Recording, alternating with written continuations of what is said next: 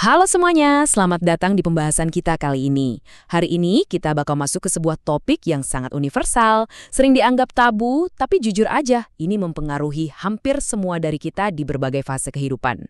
Judulnya, Anatomi dari Sebuah Ilusi dan Kenapa Seks Itu Mungkin Terlalu Dilebih-lebihkan. Saya antusias banget buat ngajak kalian semua ngebedah topik ini bareng-bareng.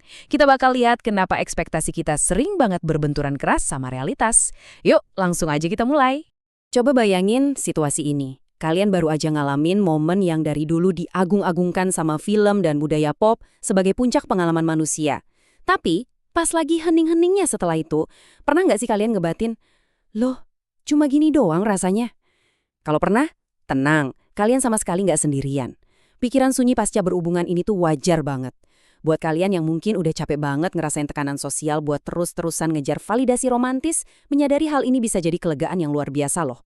Oke, mari kita bahas ini lebih dalam. Tesis utama kita hari ini tuh sebenarnya simpel, tapi cukup provokatif. Seks adalah aset yang pamornya paling digelembungkan dalam budaya modern kita. Nah, jangan salah paham dulu ya, kita sama sekali nggak bilang kalau seks itu buruk. Tentu aja nggak. Ini kan fungsi biologis yang mendasar, cara yang indah juga buat terkoneksi. Tapi masalahnya, masyarakat kita ini udah menggelembungkan nilainya secara artifisial, dibikin seolah-olah ini tuh obat ajaib buat nyembuhin segala ketakutan eksistensial dan rasa nggak bahagia kita. Nah, ini bawa kita ke bagian pertama, jebakan biologis, atau the biological bait and switch. Buat paham kenapa kita sering ngerasa dikelabui, kita harus ngintip sedikit ke sistem biologi kita. Singkatnya, kita ini lagi ngelawan proses evolusi jutaan tahun yang cuma peduli soal satu hal, reproduksi. Otak kita itu pintar banget memanipulasi kita lewat 3 tahap. Pertama, antisipasi. Di sini, otak membanjiri sistem kita sama dopamin dan oksitosin, dorongan kuat yang bikin kita pengen bertahan hidup. Kedua, tindakan fisiknya itu sendiri. Dan ketiga, nah, ini kejutannya. Penurunan kimiawi yang drastis secara tiba-tiba. Begitu tujuan biologis buat reproduksi selesai, otak kita langsung nyabut pasokan bahan kimia bahagia tadi. Hasilnya, kita ditinggalin sama realitas yang seringnya terasa datar aja.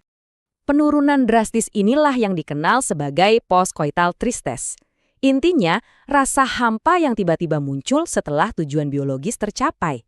Selama fase antisipasi tadi, ada yang namanya kabut gairah yang mendistorsi penilaian kita. Otak kita seakan ngebisikin kalau tindakan ini bakal ngerubah hidup kita selamanya. Tapi begitu lonjakan biologis itu kelar dan bahan kimianya drop, bam, realitas langsung ngasih kejernihan yang lumayan menohok, ngingetin kita bahwa ini ya cuma tindakan fisik sesaat aja. Lanjut ke bagian kedua, ilusi media budaya yang tidak realistis. Coba deh perhatiin gimana media ngebajak dorongan biologis kita. Layar kaca itu selalu nyajiin cita-cita sinematik, yang mulus, tanpa cacat, produksi tingkat tinggi.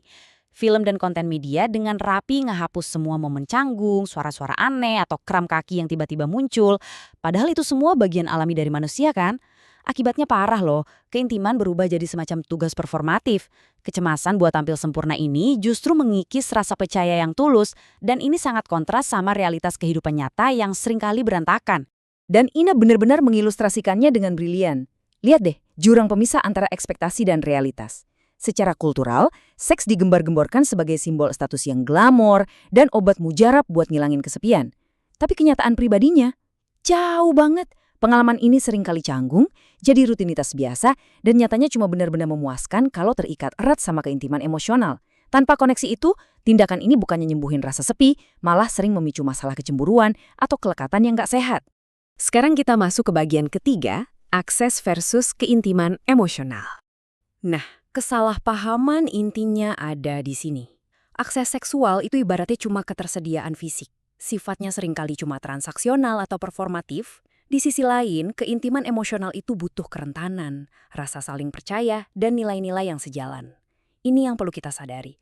Akses fisik itu bakal kerasa sangat tipis dan kosong kalau kita mencoba jalan pintas dan ngelewatin proses komunikasi yang lambat, kadang ngebosenin, tapi benar-benar krusial. Kalian bisa aja punya 100% akses fisik tanpa punya 1 ons pun keintiman emosional. Coba kita resapi kutipan ini. Penelitian nunjukin kalau kesuksesan hubungan itu lebih bergantung pada keintiman emosional, komunikasi, dan nilai-nilai bersama daripada seks semata. Seks bisa kok ningkatin ikatan yang udah sehat, tapi dia nggak bisa menciptakannya dari nol. Intinya jelas banget, kalau kita pakai tindakan fisik sebagai plester penutup luka buat ngobatin kesepian, itu hampir selalu jadi bumerang. Ujung-ujungnya malah bikin rasa isolasi kita makin dalam. Oke, kita sampai di bagian keempat, mendefinisikan ulang tumpuan budaya. Mari kita bahas solusinya. Kunci buat melepaskan diri dari ilusi ini adalah paham sama konsep hedonic treadmill. Konsep ini ngejelasin kecenderungan manusia buat cepet banget balik ke tingkat kebahagiaan dasar mereka, terlepas dari seberapa besar peristiwa positif atau negatif yang baru aja terjadi. Nah, seks itu sangat tunduk pada hukum hasil yang makin berkurang ini. Kalau kalian ngejadiin ini sebagai pencarian makna hidup yang utama, kalian cuma bakal terjebak lari di treadmill ini. Kalian bakal terus-terusan butuh eskalasi dan intensitas yang lebih tinggi cuma buat dapat kepuasan yang sama. Ini siklus yang melelahkan banget.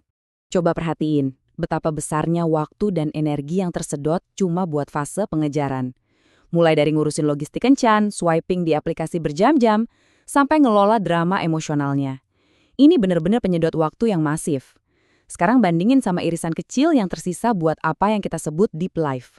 Atau pencarian hidup yang mendalam kayak kecerdasan, persahabatan sejati, dan kreativitas.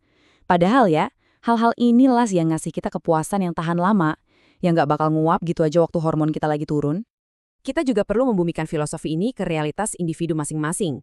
Buat mereka yang ada di spektrum aseksual misalnya, mereka bisa hidup dengan sangat baik dan berkembang tanpa ketertarikan seksual sama sekali.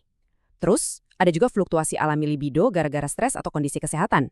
Dan jangan lupa, buat banyak pemikir atau pekerja kreatif, kepuasan terdalam itu justru ditemuin pas lagi ada di kondisi flow kreatif, atau saat ngebangun persahabatan yang bermakna.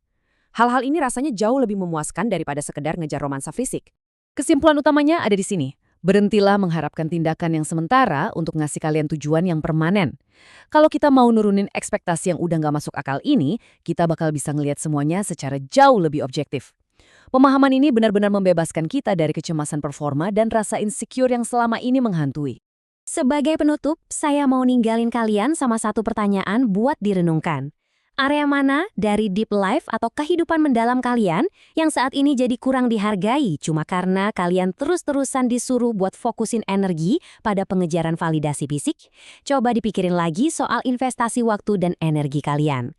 Terima kasih banyak udah bergabung di pembahasan kita kali ini. Sampai jumpa di analisis kita selanjutnya.